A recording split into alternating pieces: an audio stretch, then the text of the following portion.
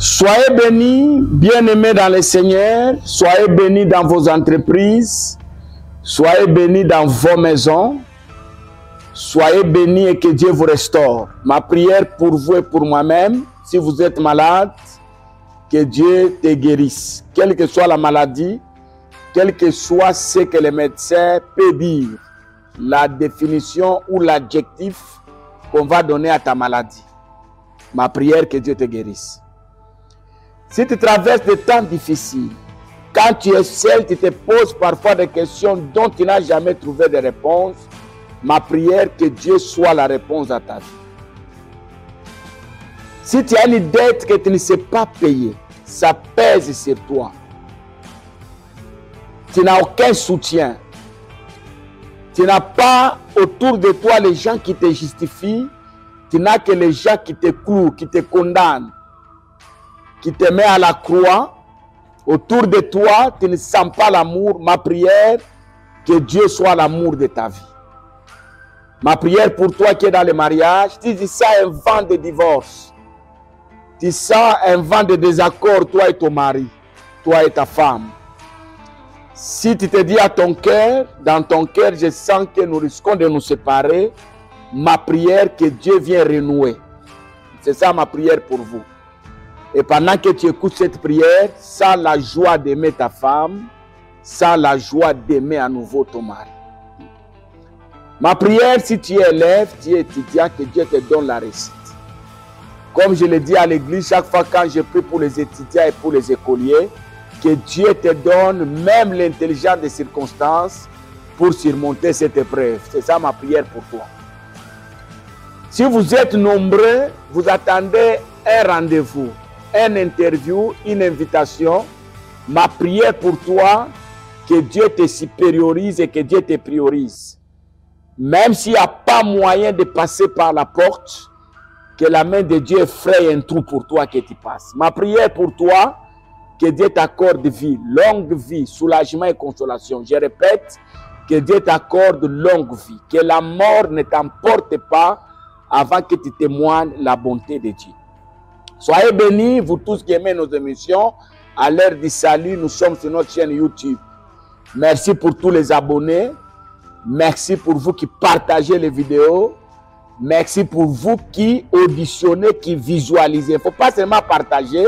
Il ne faut pas seulement faire un commentaire. Un bon message, nous avons aimé, ça nous a édifié, sans suivre le message lui-même. Partagez, suivez. Partagez, bien aimé, dans les dans vos familles. Partagez dans vos quartiers.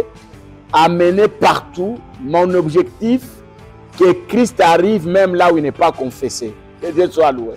Dans des groupes de vie, même les groupes de politiciens, les groupes de commerçants, hein, les groupes de groupements socio-culturels. Hein, là, on parle seulement de la tribu et du clan. Larguez ces messages. Je vous rassure, parmi ces gens-là, il y a un chrétien qui va aimer. Et quand on va essayer de juger, il y a un chrétien qui va se lever pour dire d'abord Dieu, le reste après.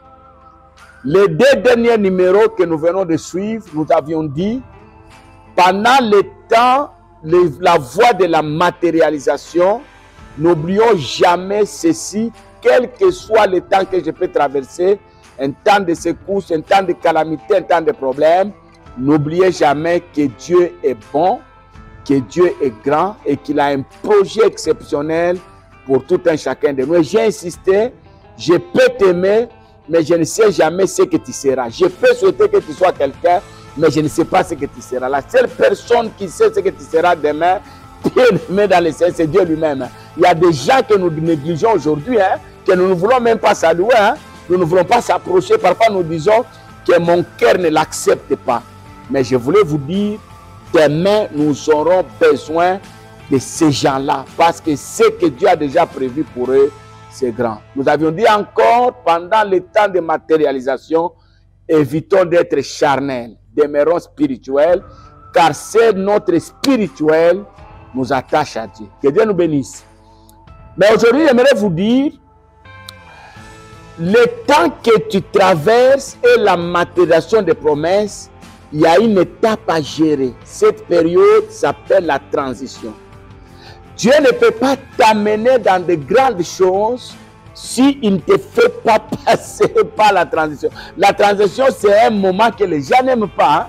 Parfois, c'est un moment difficile, un moment compliqué, un moment de questions sans réponse. J'aimerais dire à quelqu'un, parfois, c'est un moment où nous abandonnons. Parce que nous sentons que les choses deviennent amères. Parfois, je le dis aux gens, la transition, c'est une période de désert. Dieu ne vous a pas abandonné, Dieu est avec vous. Il vous donne seulement le pain quotidien, mais c'est un temps difficile. Vous n'allez pas aimer. Si on ne gère pas la transition bien, on n'arrivera pas à ce que Dieu nous promet, à ce que Dieu réserve pour nous. Souvenez-vous, quand j'ai parlé des vents que nous rencontrons pendant la traversée, je vous ai dit, dans les vents là, il y a un esprit d'abandon. Quand cet esprit s'élève, parfois vous voulez abandonner. C'est comme ça, bien-aimés dans le Seigneur, beaucoup de gens ont abandonné avant qu'ils n'entrent dans leur mariage. C'était l'homme de ta vie, c'était la femme de ta vie, mais tu n'avais pas compris parce que la transition avait vraiment secoué. Même le pays, quand le pays passe par la transition, quand Dieu veut vous prendre, vous amener dans une autre dimension, ce sont des secousses terribles. Hein? Ce sont des secousses terribles. Parfois, nous demandons à Dieu de changer la situation dans laquelle il nous met pour notre formation. Que Dieu nous bénisse. Le temps de la transition nous aide à comprendre comment gérer ce que j'aurai demain. Comprenez? Ça m'aide à comprendre comment gérer ce que j'aurai demain. Beaucoup de gens ont eu, ils n'ont pas compris qu'ils devaient savoir gérer ça. Beaucoup de gens, tout le monde passeront ou passera par cette période de la transition. La Bible dit dans le livre d'Agé, chapitre 2, le verset 9, Agé, chapitre 2, le verset 9, la gloire de cette dernière maison sera plus grande que celle de la première, dit l'Éternel des armées. Vous comprenez? La gloire qui vient, parfois. Vous savez, ne confondez pas les miettes que vous avez et les grandes choses que Dieu prépare pour vous. Beaucoup de gens se sont limités dans des miettes. C'est un conseil que je donne même à des hommes de Dieu. Tu n'as que 100 personnes à l'église, tu deviens orgueilleux. Tu n'as que 400 personnes, tu deviens orgueilleux. Mais dans ce monde, il y a des gens qui ont des églises de 20 000 personnes, 30 000 personnes. Mais quand vous le regardez, c'est comme si il n'a pas une foule, il n'a pas une masse derrière nous. Il y a des gens qui ont des richesses extraordinaires. Quand vous le regardez, vous ne pouvez même pas croire qu'il a l'argent. Il existe comme s'il n'existe pas. Il a comme s'il n'a pas. Vous pouvez même le confondre avec son gestionnaire. C'est lui le propriétaire du bien. Quand vous le trouvez avec le gestionnaire, vous pensez que c'est lui le patron. Oh, le patron, c'est celui qui se présente comme quelqu'un qui n'a pas. Bien aimé dans le Seigneur, le temps de transition, c'est un temps qui nous prépare à la maturité, à la discipline et à la grandeur. Vous savez, il n'est pas bon d'avoir ça, être discipliné. Hein? Dans tous les domaines de la vie, vous ne pouvez pas être dans les mariages sans la discipline. Vous ne pouvez pas être pasteur sans la discipline. Vous ne pouvez pas rester dans la vie sans la discipline. Même votre véhicule, si vous voulez qu'il traîne longtemps, qu'il vive longtemps, il faut beaucoup de discipline autour de ces véhicules-là. L'éducation de vos enfants à la maison dépend aussi de votre discipline. Vous qui imposez la discipline, vous devez être vous-même discipliné. Nous avons les gens qui ont la discipline pour les autres, eux-mêmes ne sont pas disciplinés. Votre entreprise, si vous voulez qu'elle réussisse, qu'elle aille de l'avant, c'est la discipline.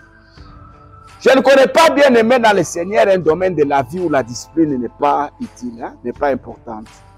La discipline s'impose partout. La réussite vient quand il y a la discipline. Vous savez, même pour réussir dans vos études, vous devez être discipliné. À un certain moment, n'utilisez plus votre téléphone. À un moment, ne soyez plus à la télé. À un moment, oubliez que vous avez des amis. Hein. Enfermez-vous, étudiez, bien aimé dans le Seigneur. Hein, si vous avez des examens à passer, préparez-les conséquemment. Vous savez, si vous voulez devenir grand, même dans le domaine du commerce, oh, bien aimé dans le Seigneur, il faut de la discipline. Sans la discipline, vous ne réussirez jamais. Je vous dis la vérité. C'est comme ça, il y a des gens qui ont commencé le commerce. Un mois après, ils ont tout perdu parce qu'il a confondu les règles de commerce. Une fois, j'ai dit à quelqu'un, il est allé voir un monsieur lui demander l'argent. Le monsieur, c'était un commercial, il a dit, je n'ai pas. Le monsieur est venu me dire, tu vois, le monsieur là, il est mauvais, je lui ai demandé, il ne m'a pas donné. Mais je dis, il n'a pas, qu'il n'a pas, il n'a pas. Non, j'ai vu l'argent dans la poche. Il a refusé de m'aider. Je lui ai dit, il n'a pas refusé de t'aider, sauf que l'argent que tu as vu était destiné à autre chose. Vous savez, même dans le domaine de la gestion des temps, il faut de la discipline. Moi, je suis pasteur il y a beaucoup d'années. Vous savez, si vous n'êtes pas discipliné, vous pouvez faire un mois sans prier. Hein? Mais vous allez continuer à prêcher à l'église, vous allez continuer à prier pour les gens, vous allez continuer à imposer les mains sur les gens, mais vous-même, vous ne priez pas. Pourquoi? Parce que vous n'êtes pas discipliné. Hein? Si vous n'êtes pas discipliné, tu ne te réveilleras jamais la nuit, comme Christ le faisait chaque jour, pendant qu'il faisait trop noir en train de prier pour les autres. Bien-aimés, nous préparons ce que nous serons demain pendant le temps de la transition. Et la transition, personne ne souhaite ça. C'est difficile la transition. Pendant la transition, bien-aimés, dans le ciel, vous vous sentez isolé. Parfois, l'argent n'est pas. Vous priez, vous sentez comme si la prière ne monte pas. On va parler tout de suite là.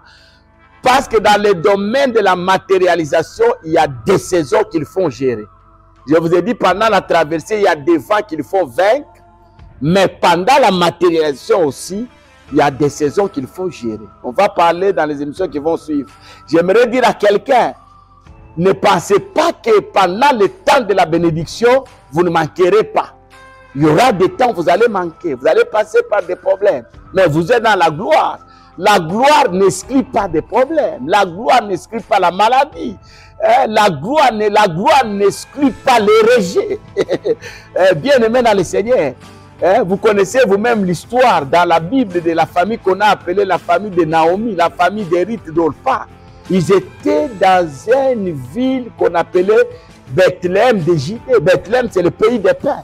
Mais quand vous lisez le texte, la Bible dit que le pain a manqué. Vous savez, le pain a manqué. Vous pouvez passer par la boulangerie, on vous dit aujourd'hui, on n'a pas fabriqué le pain.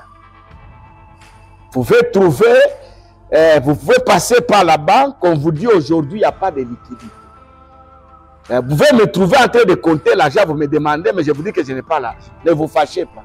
Bien-aimé dans le Seigneur, le temps de transition, c'est le temps de la formation. Dieu ne peut pas te mettre dans la deuxième gloire, dans le succès, dans la puissance, dans la gloire, sans passer, hein, bien-aimé dans le Seigneur, par la transition. La transition, elle est utile, elle est bonne pour un enfant de Dieu. Nous serons tous grands, mais avant de devenir grands, nous passerons par la transition.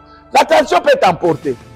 La transition peut te mettre en conflit avec les gens. Il y a des gens qui vont se retirer de toi pendant la transition. Hein? Ils vont se retirer. Il y a des gens qui diront que ce pasteur n'a pas Dieu. Mais ils oublieront seulement que c'est une transition.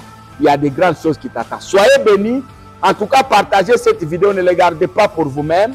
Et continuez à nous aimer dans nos familles. Aimons-nous. Aimons notre pays. Aimons nos nations. Hein? Aimons nos villes. Aimons nos églises. Aimons nos pasteurs. Nous avons des chrétiens à l'église. Il est fidèle à l'église, il aime son église, mais n'aime pas les pasteurs de l'église. Non. Aimons nos papas que Dieu nous a donnés, ce sont des dons. Soyez bénis, partagez la vidéo et n'oubliez pas de vous abonner si vous n'êtes pas encore abonné. Et à la prochaine.